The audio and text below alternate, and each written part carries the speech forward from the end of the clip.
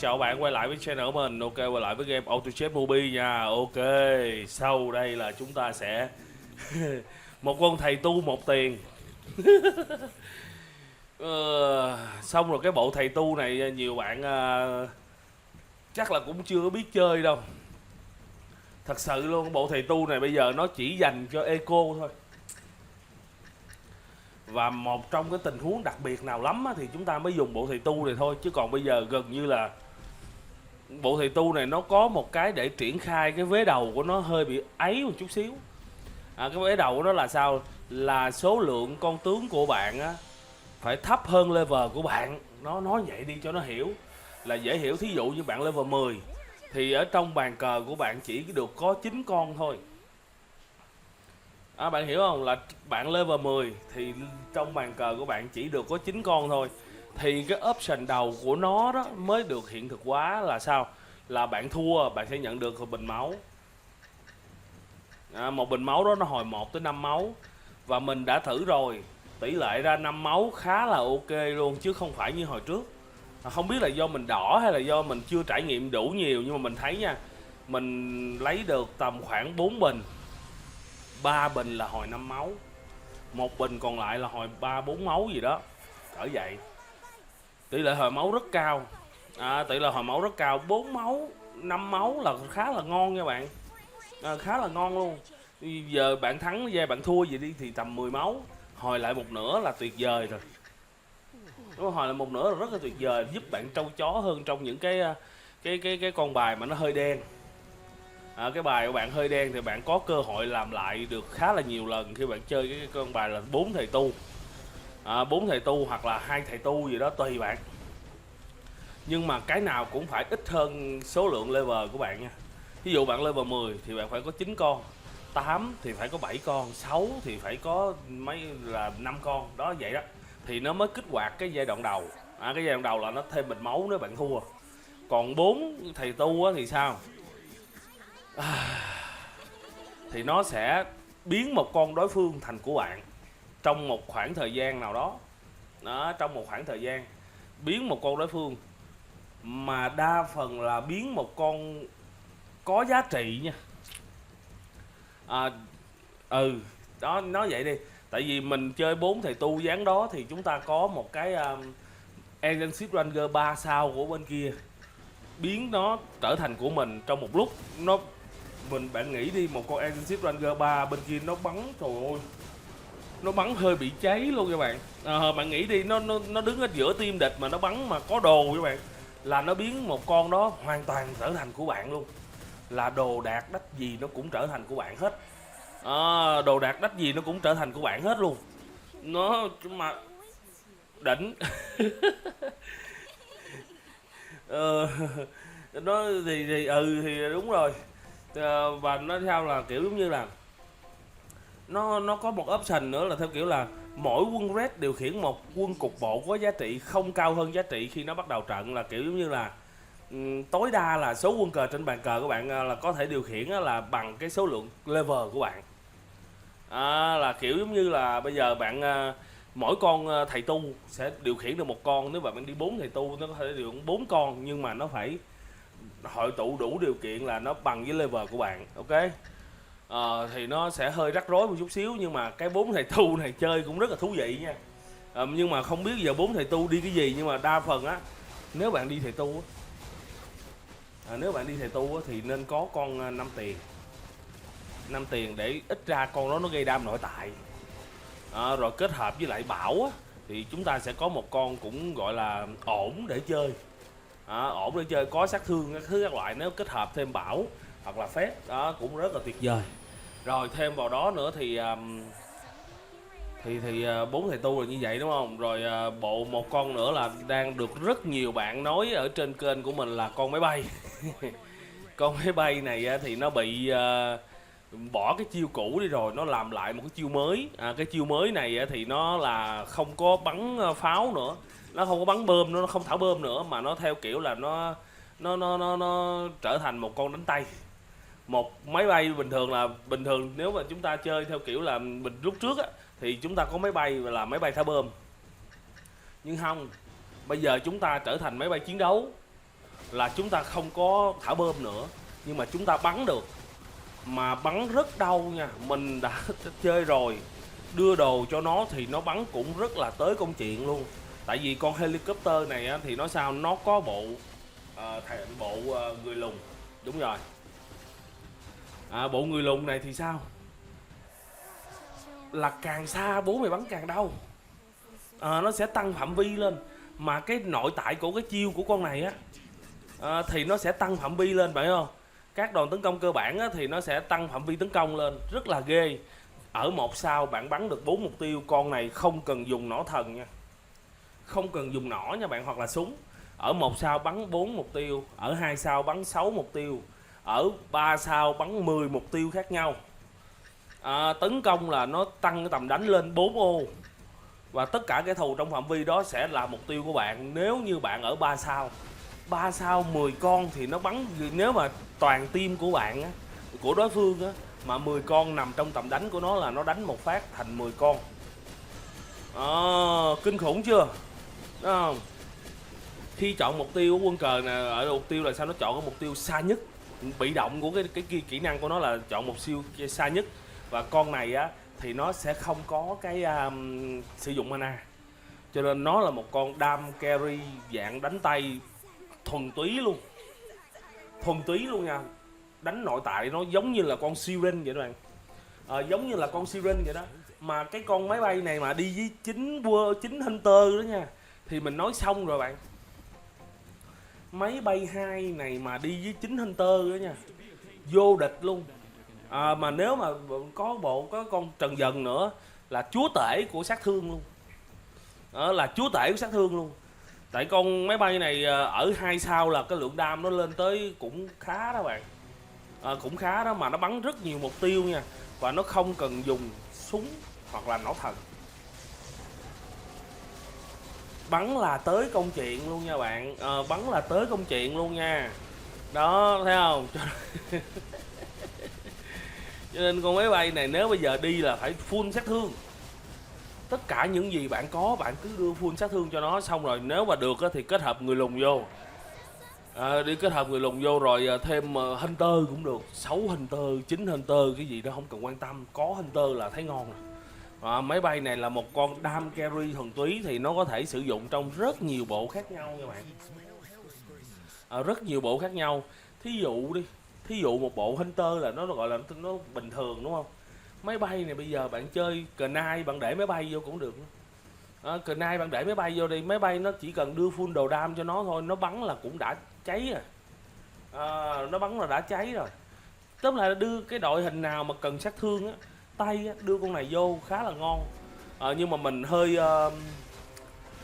hơi buồn cho bộ Goblin. Mình hơi buồn cho bộ Goblin là bây giờ bộ Goblin bây giờ chỉ lấy full sát thương thôi, sát thương tay, tốc độ đánh này kia thôi. Chứ bây giờ 2 con 5 tiền về cuối không tận dụng được bất kỳ cái trượng nào. Bơm là không tận dụng được trượng. Tại sao? Tại vì sát thương của nó là sát thương vật lý, sát thương kỹ năng của nó là sát thương vật lý. Còn máy bay bây giờ không có kỹ năng đánh nội tại thì giờ sao giờ? Là Goblin bây giờ muốn chơi á, thì lên 5 tiền 2 con này không có chơi được sát thương phép.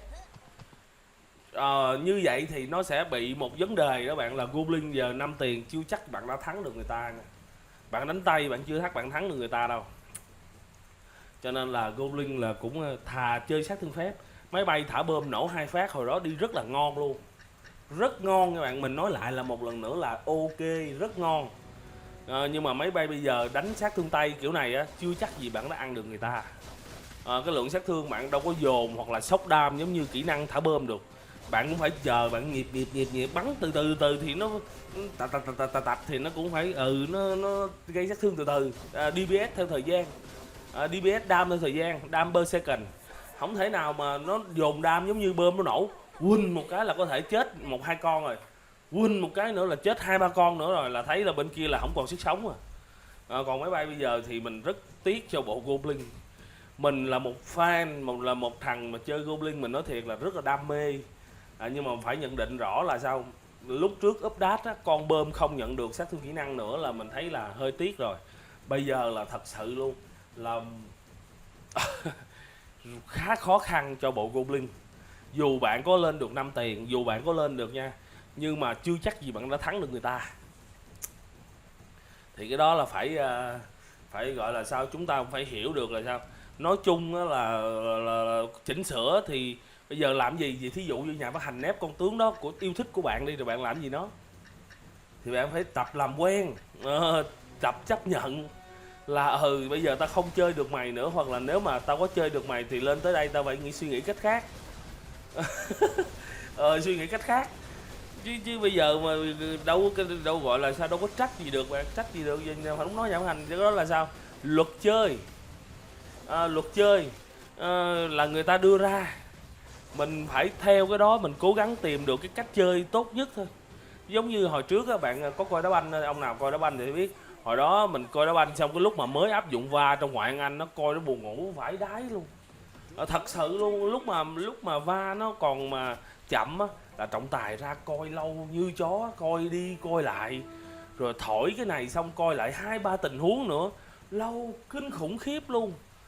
Mới đi ra đường, hai anh em đều gọi là ra tiệm cà phê đó, 1-2 giờ sáng rồi coi bóng đá Hoàng Anh đồ vui. Mấy trận mà cầu đinh đó là hay ngồi chật quán luôn, mà mình nói thiệt bữa đó ra coi một lần đó mình nói buồn ngủ vãi đái luôn.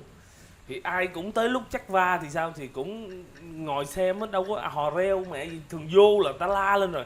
Không, chắc va nó mệt, trời đất ơi. Nhưng mà bây giờ chắc va nó đã nhanh hơn rồi. Tại sao là cái phòng mấy ông trên trọng tài cũng là đã gọi là rút ngắn thời gian xem rồi. Mấy tình huống nào mà cần xem thì mới xem, chứ không phải là tình huống nào cũng xem. Còn hồi trước cái tình huống nhảm trời đất ơi, là sao, là kiểu như là có thể thấy được là không cần phải đi xem va luôn, nhưng mà cũng phải xem để coi cho chắc ăn á. Ôi trời, nó lâu. Một trận mà bù giờ 9 phút, một trận bù giờ 7 phút, một hiệp bù giờ 9 phút, một hiệp bù giờ 7 phút. Nội 2 cái phút bù giờ đó không là thấy là khoảng 15 phút rồi. Ví dụ vậy 15-16 phút rồi.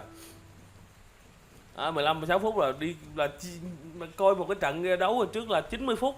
Xong rồi nghỉ bù giờ 15-20 phút gì đó, là khoảng chừng 2 tiếng là về rồi, là xong rồi. Bây giờ nó kéo ra chắc cũng gần 3 tiếng mẹ luôn mới xong. Trời đất ơi, nó mệt dễ sợ luôn. Nó gần 3 tiếng mới xong. Cho nên là coi nó mệt không. Cái này cái máy bay đó thì bây giờ nó cũng thể loại giống vậy đó, thể loại giống vậy đó. Bây giờ là bắt đầu là sóc đam đâu có được đâu, phải bắn DPS, cho nên là bắn DPS thì người ta có thời gian, người ta còn sống mà, bên đối phương chưa chết, chưa có chết, chưa gây đam chết đó được, thì nó có thể gây đam ngược lại cho bạn được, mà trong lúc đó bạn chết trước nó là xong nha. Bạn chết trước nó là gãy nha đó. Cho nên là nó cái máy bay bây giờ nó dở hơn con máy bay lần trước, là tại sao nó không có sóc đam. Cái đam của nó không thể sóc được, không thể sóc chết liền 1-2-3 con được, mà nó phải ria từ từ. Thì đó, thì nói chung là giờ nó vậy đó bạn, chơi phải chấp nhận thôi, không sao hết. Chúng ta tìm ra cái meta khác, mình đi Goblin thử một lần rồi chúng ta biết. Chúng ta đi Goblin thử một lần rồi biết cái đã. Vậy cũng khá là ok nè. Bài của mình bây giờ thì 6 quơ cơ bản. Cái này gọi là 6 quơ cơ bản anh em không? Mình đang gọi là vừa chơi game vừa nghe tiếng mưa lo-fi. Trời ơi, nãy đi về mưa muốn trôi con mẹ luôn, mưa lớn vãi đái luôn, mưa gió đung đung. Mà mình nói thiệt luôn các bạn, một là sao, hồi nãy là đói, chứ không mà mình mà không đói nha, hoặc là tại sao không có tìm được một cái chỗ ăn nào, không có tìm một cái chỗ ăn nào nó hợp lý để dừng lại ăn hết. Không có tìm một chỗ ăn hợp lý dừng lại ăn, chứ không mình dừng lại ăn là mình kiếm quán cái chỗ nào mình ngủ mẹ ăn giấc luôn, mình về hết mưa về. Trời đất ơi, mưa là mình ghét lắm, mưa là ghét lắm. Thà mưa thì mát á, nhưng mà phải ngồi trong nhà thì mới mát, chứ còn đi ngoài đường thôi đuối.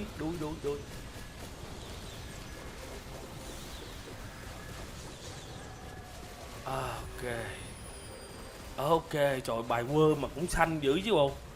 Tính ra bài quơ của mình cũng khá xanh luôn á, mình xả tiền mình up 7 có một cái thôi mà bài quơ của mình cũng cứng dữ á. Ây chà, ghê nhờ.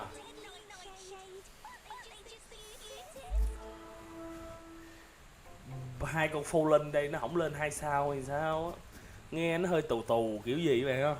Hai con full lên đây nó không lên 2 sao, mình nuôi rui nãy giờ mình chờ nó lên 2 sao để mình đổi bài khác, nhưng mà bây giờ có vẻ như không ăn tiền rồi. Bây giờ có vẻ như là không ăn tiền rồi. Hai con full lên này là không lên được rồi. Tại vì nó lên thì nó lên rồi. Nó lên thì nó lên rồi chứ không phải để tới bây giờ. Để tới bây giờ là nó bị chai rồi, nó không lên được nữa rồi. Hai con này bây giờ nó bị chai rồi, nó không lên được nữa. Để lâu quá trong hàng dự bị các bạn. Chà, quơ thì hổ thua quá. Mẹ, ngủ ghê, mắc mưa về hơi đuối. Nhưng mà cũng muốn vô test mấy cái bộ mới cho anh em. Bộ không phải là bộ mới mà bộ được chỉnh sửa. Được chỉnh sửa hồi sáng thì có test full lên rồi. Rồng 4 tiền có skin luôn nha. Rồng 4 tiền mình có skin nha bộ. Mình được người ta cứu rồi. Và đúng rồi, nói lại cái skin đó thì trong nhóm của mình cũng đang có một số ông đang tìm mà có sẵn thành viên đặc biệt rồi. Tìm thêm một số ông có thời gian chơi nhiều đó để hoàn thành nhiệm vụ sự kiện. Thì ông nào mà muốn chưa có nhóm hoặc là chưa nhận được skin rồng á thì có thể vào nhóm của mình để mà có mấy ông đang tìm á, vô xin mấy ổng vô nhóm, vô càng sớm càng tốt để đầy. Để đầy cái status của mình là đăng hồi sáng nay là tới bây giờ đã hơn 500 comment rồi. Rất nhiều người đang thiếu team và rất nhiều người đang tìm thành viên đặc biệt. Mà mình nói thiệt, thành viên đặc biệt á thì bây giờ bạn khỏi tìm. Có nhiều ông lạ vãi đái luôn. Nhiều ông tuyển 4 đứa rồi, full team rồi, vẫn vô tìm thành viên đặc biệt làm gì? Thành viên đặc biệt là 1 trong 4 nha. Bạn không, là team bạn chỉ 4 đứa thôi chứ không phải 5 nha bồ. Team bạn chỉ 4 thôi chứ không phải 5 nha. Ông full team rồi ông hỏi sao bây giờ tìm thành viên đặc biệt không được? Trời ơi, team là chỉ 4 thôi nha. Làm ơn đọc cái chấm hỏi ở trên là sao? Cái cách chơi sự kiện giùm. Mấy ông tuyển full mấy ông nhận quà rồi, giờ làm sao mấy ông thoát nhóm, với lại làm sao mấy ông tuyển thêm thành viên đặc biệt nữa? Chịu luôn á. Bây giờ mấy ông như vậy thì giờ chỉ có cắn lưỡi thôi chứ giờ sao giờ? Hoặc là chơi ạt khác. Chứ bây giờ sao? Là thành viên đặc biệt là 4, đó phải có một slot thành viên đặc biệt ở trong đó. Mấy ông tuyển full 4 rồi, bây giờ còn anh thấy cái avatar bên dưới chưa có tuyển thành viên đặc biệt, giờ vô nhóm có được đâu, full rồi. Full rồi, có người có thành viên đặc biệt luôn. Mà giờ người ta nói team ông full rồi, đâu làm gì được nữa đâu. Mà đã nhận quà rồi hình như là không rời nhóm được thì phải. Trời đất ơi, đen vãi đái luôn. Có cái sự kiện nó có cái hướng dẫn sự kiện á, cái luật sự kiện ở trên á, vô đọc cái đó thôi là cứu được rồi. Có nhiều người có mấy thành viên đặc biệt luôn á, là người ta hình như là người ta tạo sẵn hay sao đó. Người ta tạo sẵn thành viên đặc biệt hay sao đó, mời vô. Bây giờ mấy ông lỡ vô nhóm mà nó full team nhận quà luôn rồi không thoát ra được thì đúng kiểu cháy vãi đái luôn. Mất skin này rồi xong. Skin này tạm biệt với mấy ông rồi. Nói chung là cũng đẹp nha bồ, cũng giá trị nha, limited. Cũng thuộc dạng là cũng có giá trị chứ không phải đùa, cho nên là mình mới khuyên anh em vô nhóm của mình đi để tìm, rồi hẳn tạo nhóm sau. Là sao? Bạn vô mấy cái nhóm có sẵn thành viên đặc biệt trước cái đã, chứ bạn đừng có đi tìm thành viên đặc biệt, tại vì rất khó tìm. Rất khó tìm. Có những cái nhóm người ta có còn slot luôn, có thành viên đặc biệt sẵn luôn. Mà bây giờ mấy ông vô nhóm mấy ông full, mấy ông nhận quà rồi thì giờ làm sao thoát ra để vô nữa bây giờ. Cho nên thôi nhường lại những anh em sau vậy. Anh em nào nghe mình đang nói thì có thể vô nhóm của mình ở trên Facebook, bài đàn Hama Gaming thì link ở bên dưới đó, tìm đi. Rồi ở trên bài đó mình có ghi một bài post là của mình, trong đó là dành cho tất cả những bạn nào mà đang tìm người hoặc là tìm team có thành viên đặc biệt đó, thì vô đó comment cái chút xíu có người liên hệ liền nha. Ok, trời vẫn thắng nha bộ, vẫn có chuỗi nha. Ây cha, trời ơi, thời tới sao Rạc Langer ra level 8 nè bạn. Level 8 ra đúng con cần thiết luôn nha. Ủa vậy thì thôi, bán con unicorn đi nè, lấy unicorn làm gì nữa. Đúng rồi, khỏi xài Fallen nữa, Fallen bây giờ là nó không lên rồi. Bây giờ mình xài sao Rạc Langer nó ngon hơn nhiều chứ. Nó ngon hơn lên 2 sao là chúa tể của múa cột luôn. Sao Rạc Laser là chúa tể của múa cột luôn, hỏi sao? Nó hồi máu rất là mạnh. Nó hồi máu mạnh dữ lắm luôn. Bạn nào mà chơi sao Rạc Laser mà có đồ á là gần như là nó hồi lại rất là nhanh luôn. Tại vì cái healing của nó được tăng theo máu thấp. Máu nó càng thấp cái heal của nó càng cao. Cái healing nó càng cao. Mà cái healing nó là theo dây nha. Nhảy mấy cái là nó lên được mớ máu luôn. Cái máu lúc nào cũng di chuyển, tăng ào lên. Đặc biệt là mấy cha mà có theo kiểu là hút máu, hoặc là theo kiểu là cái hồi máu mà từ cái chén thánh, hoặc là cái bạn ơi đó. Sao Rạc Laser đứng đó nó hồi máu, bạn đánh nó 3-4 thằng đánh nó không chết luôn. Chịu. Đó rồi, đó là tất cả những gì mà mình nghĩ là có trong cái update này luôn á. Là mình cũng gọi là dẫn hết nội công để test thử cho anh em rồi đó. 4 thầy tu là một bộ rất gọi là sao, đặc thù. Bộ rất đặc thù. Anh em nào cần dùng thì hãy dùng, chứ không phải dùng rộng rãi được. Nó không phải như những cái bộ khác là cần dùng thì dùng, còn không dùng thì chúng ta có thể bỏ qua luôn, hoặc là chúng ta lấy 2 thầy tu gọi là tình huống thôi, sau đó là chúng ta bỏ. Tại vì cái giới trên của 2 con đó đó là chỉ dành cho eco thôi. Tự nhiên bây giờ bạn level 10 bạn để 9 con vô làm gì? Bạn hỏi cho mình hỏi, các bạn level 10 bạn để 9 con vô gì? Chơi về cuối luôn hả? Là bạn nghĩ bạn thua thì bạn mới làm vậy. Bạn nghĩ là bạn không thắng được thằng nào nữa thì bạn hãy làm vậy, còn không á thì để im đó cho mình. Để im đó cho mình, lấy không bỏ thầy tu đi, hoặc là dùng 4 thầy tu để tận hưởng cái option mà gọi là cướp tướng đối phương thôi. Chứ không dùng hồi máu. Hồi máu thì nó phải ít hơn một tướng. Ví dụ như đó 9 mà giờ để 8 vô vậy, nếu mà bạn có 2 thầy tu là nó sẽ hồi máu đó, nó sẽ có bình hồi máu. Mà mình thấy bình hồi máu này khá ngon nha bạn. Nói vậy luôn cho anh em gọi là chủ động, gọi là anh em chổng để đó vậy đó, để biết chứ game bây giờ là nó khá bóp đó. Rồi bài có sao Rạc Laser như vậy luôn thì tới công chuyện quá nhờ. Từ bán con này đi mua con cá vô. Mua con cá vô là hợp lý. Ok. Ôi da, sao Rạc thấy không? Thấy sao Rạc ném không? 1 sao á nha. Mà ném đốt khá cháy luôn chứ không đùa đâu nha. Đó, rồi coi này, đứng đầu là một mình nó solo, nó đứng nó múa cột giữa tình lòng địch luôn nè. Đứng múa cột giữa lòng địch luôn nè, đó thấy chưa? Ghê chưa? Múa cột liền. Tại vì nội tại của nó là sao? Càng thấp máu kháng phép nó càng lên. Cho nên con này là khắc chế phép khá ngon nè. Rồi càng thấp máu cái hồi máu của nó càng tăng. Tỷ lệ hồi máu nó rất cao. Cho nên là con này nó phù hợp cho bạn chơi nó trì trạc là sao?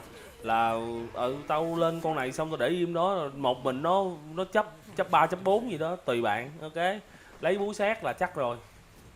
Lấy búa xét là chắc rồi, không sai được. Lấy thêm cây gậy gỗ nữa, đúng để vô nữa, tăng thêm tốc đánh nữa. 0.8 khá là ngon. 0.8 thêm 20% nữa. Quên, 4 con Galaxy như vậy nữa thì ngon. Có cái trứng luôn nha bạn. Có trứng luôn nha. Có trứng luôn được. 2 cái trứng này sẽ để dành cho, một cái trứng này sẽ để dành cho Sao Rạc. Sao Rạc này lên 2 sao là cuộc đời lên hương liền. Ôi da, ôi da, ôi da, ghê nha, ghê nha, ghê nha. Căng, rất căng thẳng luôn. Ôi chà. Rồi bây giờ không lẽ up 10 ta? Ôi ngộ không à. Không, ngộ không mà không lấy thì nó lại tiếc. Mà lấy thì giờ không có chỗ dùng phải không? Bây giờ lấy không có chỗ dùng, cay phải. Lấy giờ dụng đâu giờ? Thật sự là không biết luôn á. Ngủ các bạn ơi.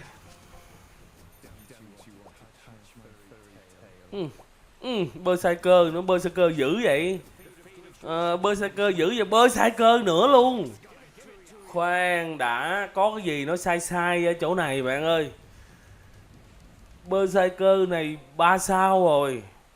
Cái màu này là 3 sao nha bạn. Mình không biết mấy bạn chơi game mấy bạn có cảm nhận được hay không, nhưng mà mình cảm nhận được con bơ này 3 nè. Con bơ này nếu bỏ thời gian ra là 3 sao có luôn nè. Trời ơi, cái này là phải khả năng tới 90% là ra bơ ba đó. Nhưng bạn chủ yếu là bạn có mua hay là bạn có nuôi hay không thôi. Chứ là bơ ba là cái chắc rồi đó. Cái màu này biết rồi, giống như hai con phô linh hồi nãy mình nói rồi, cái màu không lên hai được là tới tới bây giờ mới bán luôn, có lên hai đâu. Nè, thấy chưa? Mình nói rồi. Cái màu bơ ba dữ lắm. Cái màu bơ ba dữ lắm bạn ơi, thiệt. Mình có cảm giác nó quen thuộc cái chỗ này. Đột nhiên tôi cảm giác nó quen thuộc. Đó, 6 Galaxier nè. Thấy ghê chưa? 6 Galaxier đằng trước có tăng luôn nha bạn, đằng trước có Swordman, Ace với lại Tutka tăng. Đằng sau có Berserker với lại Sarek gọi là gánh đam. Trời đất ơi. Con bài này được đấy, không con bài này, ui cha mà ra gậy gỗ luôn hả? Đỉnh, đỉnh thật. Đỉnh thật sự luôn. Này thì thôi luôn, Sarek nó ném cho, nếu mà Sarek 2 thì mình khẳng định với các bạn luôn, mình vô địch. Bây giờ thêm một con gọi là một con gì là up 10 để một con quơ vô nữa là 6 quơ, 6 Galaxier. Trời ơi, nghe thấy mượt mượt mà liền. Đó bạn thấy Sarek nó ném à? Trời ơi, nó ném kìa. Nó ném cỡ đó mà sao thở được bạn? Ném cỡ đây sao thở được? Oh my god. Ghê, ghê, ghê, ghê, ghê, ghê, ghê. Mình nói rồi, up 10 thôi, up 10 thôi. Chờ cái gì nữa? Chờ cái gì nữa bạn? Chờ chết hay chờ cái gì nữa? Up 10 đã rồi tính sau. Khát nước quá, uống miếng nước cho tỉnh táo rồi.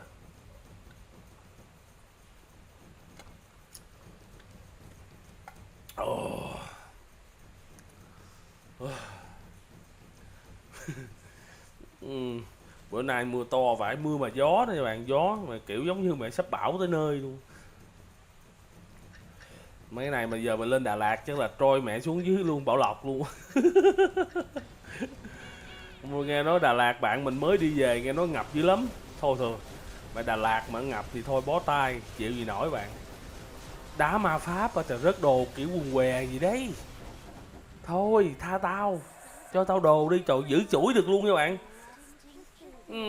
Bây giờ bạn biết sao, lấy cái nỏ thần là vô ngon nè, nhưng mà thôi mình xin phép lấy cái búa sét. Tại sao? Tại mình ghép thêm một cái búa pin nữa. Lấy nỏ thần là ngon nha bạn, cái pha đó lấy nỏ thần là vô địch á. Không đùa đâu, pha đó lấy nỏ thần là cũng cũng thứ dữ rồi đó. Là phóng là 3 tia là cũng cháy lắm luôn rồi đó, nhưng mà không, bây giờ là bạn sao mình nghĩ trong đầu một cái hướng khác rồi. Mình nghĩ trong đầu một hướng khác, hướng này mình nuôi cái con khác được, sao rạc nhiêu đó đủ rồi. Chủ yếu là lấy tốc độ thôi là cũng khá ngon rồi. 6 Galaxier ở đây, chúc mình đi 6 làm cái chắc gì mình đã đi 6 Galaxier đâu. Chút nữa mình bỏ bớt đi, bây giờ nè mình đi 6 cá. Chắc ăn hơn nhiều. Mình khẳng định với bạn luôn, bạn đi 6 cá chắc ăn hơn nhiều luôn đó. Còn 6 Galaxier tốc đánh đúng không? Bây giờ mình nhiêu đó cái gậy gỗ, bạn nghĩ đi con sao rạc của mình nếu mà lên 2 sao có cần phải tốc đánh không? Không. 0.2 thì ngon đó. Nhưng mà không có cần thiết. Mình sẽ lấy 6 cá để sao? Mình sống cho nó tốt. Mình sống cho nó ổn định. Không có cần phải sợ đi 6 Galaxier nó yếu máu nè, các thứ các loại. Mình đi 6 cá ổn định liền. Ổn định liền luôn ngay tại chỗ. Ok. Rồi. Tisu nè, đó không? Mình nói rồi, bạn đi 6 cá hợp lý luôn. Ra gậy gỗ nè, bạn coi nè, bây giờ ra thêm một cây gậy gỗ nè, đó 0.5 rồi đó bạn. 0.5 bây giờ 6 Galaxier bây giờ là 0.2 easy luôn á. Lên luôn, đúng rồi, ngon đấy. Bây giờ chúng ta coi setup 4 cá đi. Chúng ta setup 4 cá trước đã rồi tính sau. Ok. Thằng nào chết nữa đấy. Ôi thằng nào chết cho mớ tiền nữa được nha. Khá đấy. Thôi thôi thôi thôi. Thôi thôi thôi thôi thôi thôi thôi thôi thôi. Xong rồi. Kiếp này của tụi mày coi như bỏ rồi. Cỡ này Sarek Langer mà cỡ này đồ á thì giờ chỉ sợ eo thôi, tại vì mình chưa có gậy gai. Chứ mình mà có gậy gai thì eo bước vào đây. Chấp mày trước 2 chiêu. Trời ơi, giày đi đúng rồi bạn ơi. Nè nè nè, từ từ nha. Bây giờ setup giày chúng ta có này đó, 7 cái laxer làm cái gì đúng không? Bây giờ lấy dơi ra cũng được á, chủ yếu là vậy thôi. Đơn giản là bây giờ lấy dơi ra để ngộ không vô cũng ngon. Đó, thấy chưa? 4 cá 6 Galaxier, có ngộ không đằng trước gánh cũng là ok nha. Đó 6 Galaxier ném cho, mà 4 cá thì nó trâu rồi. 4 cá thì nó trâu rồi, bây giờ phép gặp 4 cá thì cũng bệnh với nó. Thấy chưa, phép gặp 4 cá cũng bệnh luôn, bệnh hoạn luôn. Trời đất ơi, linh hồn ánh sáng ra hơi nhiều nha bồ. Berserker, trời ơi, đỉnh dữ trời. Đỉnh dữ trời. Máy bay Batwoman, đây. Từ từ nha, con Batwoman này là con tướng mà mới chỉnh sửa, nhưng mà con máy bay nó chỉnh sửa cứng hơn, cho nên mình sử dụng con máy bay trước, mình test cho bạn xem thử nha. Con máy bay này ở 1 sao nó bắn 4 tia nha bạn. 4 tia của nó là nhiều hơn nỏ thần 1 tia nha. 4 tia của máy bay là nó nhiều hơn nỏ thần tới 1 tia lận bạn. Mà máy bay này bây giờ đi 6 Galaxier thì nó bắn chút xíu nữa 0.2 thì nó bắn hơi ghê nha. Nhưng mà 1 sao nó có 77 đam mà hơi tù nha. Team mình là sao rạc là nó dùng cây súng cho nên là nó bắn được nhiều tia không. Siren cũng không có súng nhưng bắn được nhiều tia bằng con máy bay nè. Thấy chưa? Đó, thấy chưa? Ngon chưa? Bắn đâu đấy, đừng đùa. Mà hình như là bắn được có mấy giây đầu hay sao? Hình như vậy. Tôi cảm giác như mà mấy cái dây sau ấy nó bắn yếu vậy ta. Không phải yếu mà nó bắn có 1 tia thôi. Mấy giây đầu là 4 giây đầu hay sao đó, mình không nhớ cái thông số kêu của con này như thế nào nữa.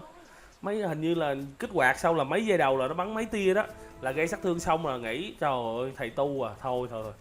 Alloy. Cút. Bây giờ 4 thầy tu về cũng được nè, mà mình nói thiệt luôn, bây giờ 4 thầy tu mình test cho bạn xem thử cũng được, nhưng mà thôi, không cần thiết. 4 thầy tu chúng ta sẽ đi một bài khác, chúng ta sẽ đi một cái cơ chế khác, chứ còn cơ chế này mình đang mình mất chuỗi hả? Thua hả ta? Trời, mình đang nói chuyện quên luôn, không nhớ luôn á. 4 thầy tu mình sẽ đi một cái cơ chế khác. Chứ bây giờ đi cái cơ chế này thì nó bây giờ còn gì nữa đâu. Thầy tu thì phải kích hoạt theo kiểu dạng là nó thấp, nó ít hơn. Đây rồi, máy bay 2 là mình dồn đồ luôn các bạn. Mình nói thẳng luôn, máy bay 2 là mình dồn đồ cho máy bay luôn á. Mình bỏ sao rạc luôn để cho máy bay nè. Đó, giai đoạn đầu là nó bắn được nhiều tia nè. Ồ, nhưng mà sao? Đó, ok. Đó, bây giờ nó bắn được có 1 tia thôi. Hình như là máy bay này nó sẽ bắn trong thời gian nào đó hay sao đó. Thời gian nào đó nó sẽ bắn được nhiều tia. Siren luôn, ngon. Bây giờ xoay máy bay 2 thôi. Máy bay 2 nhờ. Ơi, Canon, what the hell. Đây rồi, dồn đồ luôn. Mình đã nói rồi, dồn đồ luôn. Xong bỏ 6 Galaxier ra luôn cũng được nữa. Nói thẳng luôn, bỏ 6 Galaxier ra để con thầy tu này vô. Để con đỏ vô làm gì, lấy 2 Warlock. Lấy 2 Warlock lên. Cơ bản uống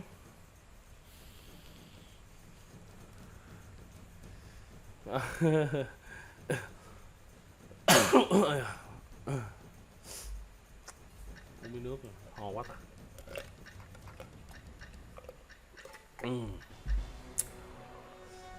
Máy bay bắn nè. Xin. Ghê chưa? Bạn nói đùa đi, bắn đó hơi bị đâm, hơi bị ghê nha, lấy cái hút máu khỏi cái bàn. Đúng rồi, đó, lấy thêm tóc đánh nữa nè, trời, rớt đâu cây gậy gỗ ngoài, lẻ tẻ ngoài nữa nè. Sướng thật sự luôn.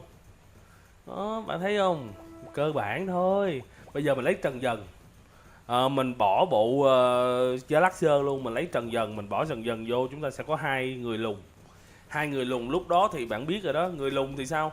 Bắn càng xa đam càng to, mà con máy bay này nội tại của nó là sao? Nó cộng thêm tầm đánh. Nội tại của máy bay này nó cộng thêm tầm đánh, cho nên là nó khớp phải không? Cái chiêu kia thì bắn càng xa đam càng to, con này thì tao sẽ bắn chắc chắn là sẽ xa. Chắc chắn là sẽ xa. Đó là bị động, là khi chọn mục tiêu, quân cờ sẽ chọn mục tiêu xa nhất trong phạm vi tấn công tối đa là 5. 5 nha bạn, 5 ô. 5 ô, đứng đây bắn tới kia là 5 ô rồi chứ gì nữa, là coi như là hết bàn cờ mẹ đó còn gì. Chưa tính tới việc là 4 ô đánh thường kia nữa, hơi bị cháy luôn bồ nè, đứng im ngay đây bắn luôn nè. Nè, đó, trời.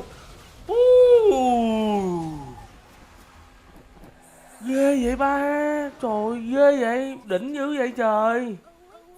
Shit, lên con này luôn. Đúng rồi, lên thêm cái đồ này nó xong cái cơ bản là thấy cái ở trên kia nó có cái chia cái gọi là cái đồ mà gọi là kêu bằng gì ta. Gọi gợi ý á, đồ gợi ý thì nó lại ra cái có cái hack, không biết gậy hack đó thì nó tăng cái gì thì không biết nha. Nhưng mà thôi để mình lên thử coi nó có mạnh không cái đã, rồi mình từ từ mình tính sau combo mới sao. Không có gì hết. Bạn thấy máy bay chưa? Đó, anh em nào chơi máy bay yếu đây, bây giờ mà mình kiếm được con trần dần mình để vô máy bay nó càng khỏe. Tại bắn càng xa bố mày bắn càng mạnh, mà trần dần thì bạn biết rồi đó, kẹp vô có hai thầy tu một cái là hoặc là bài này mình lên được cái nỏ thần cho sa rạc là sẽ kích hoạt hai thầy tu luôn. Quên, không phải, không nhầm, hai người lùn nha bạn, sai, hai người lùn nha chứ không phải là hai thầy tu, nói lộn.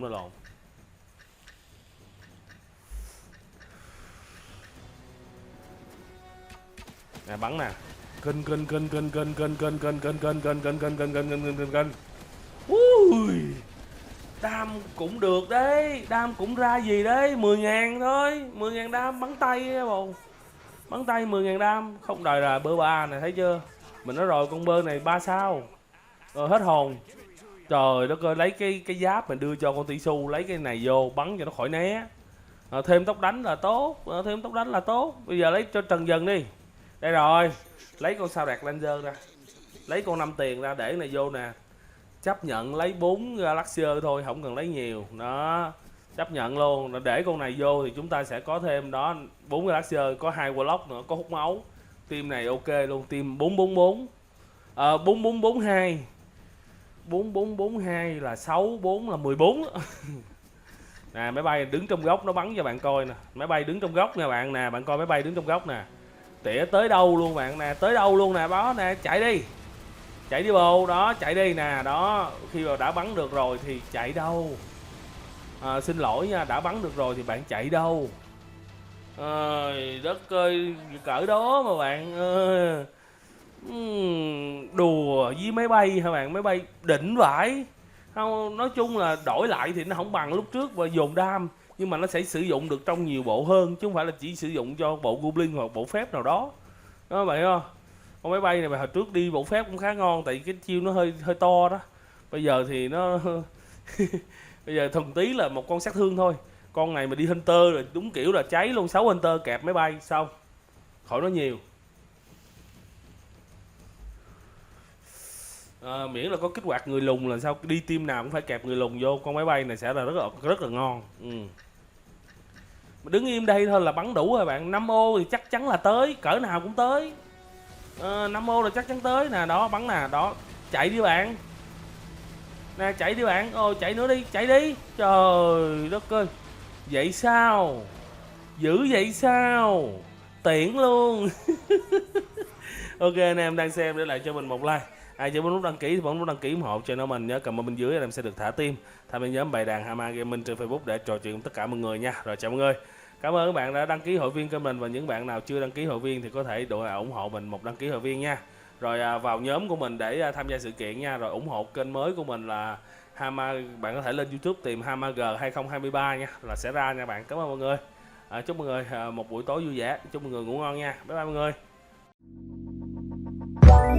Let it go, make my body go, make our bodies high.